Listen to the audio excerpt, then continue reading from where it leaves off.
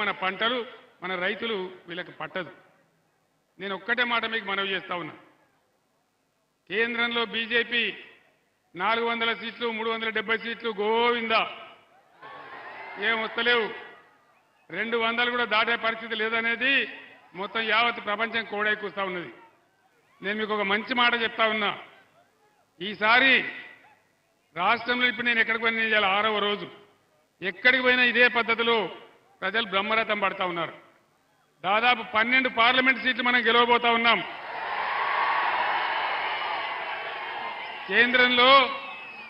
కేంద్రంలో సంకీర్ణ ప్రభుత్వం రాబోతా ఉంది.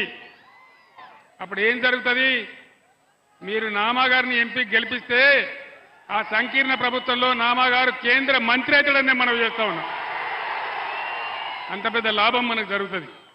ఒకసారి నామాగారు కేంద్రంలో మంత్రికి వస్తే అన్ని రకాల తెలంగాణ రాష్ట్రానికి, మన ఖమ్మం నియోజకవర్గానికి, ఖమ్మం జిల్లాకి చాలా పెద్ద మేలు జరిగే అవకాశం ఉంటుంది.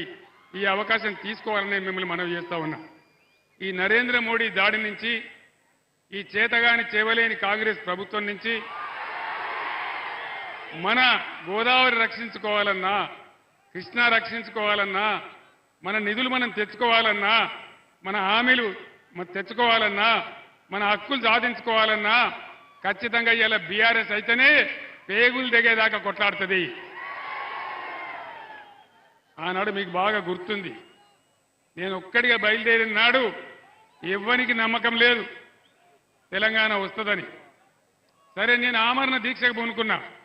నన్ను అరెస్ట్ చేసి ఇదే ఖమ్మం జిల్లా జైలు తీసుకొని నన్ను వచ్చినారు. నేను ఖమ్మం జైల్లోనే ఉన్నాను. ఆనాడు ఇక్కడ ఖమ్మం జిల్లా బిడ్డలు, న్యూ డెమోక్రసీ పార్టీ కావచ్చు, ఇతరులు కావచ్చు, కమ్యూనిస్టు విద్యార్థి బృందాలు కావచ్చు, తెలంగాణ వాదులు కావచ్చు, బ్రహ్మాండంగా నాకు బ్రహ్మరథం పట్టి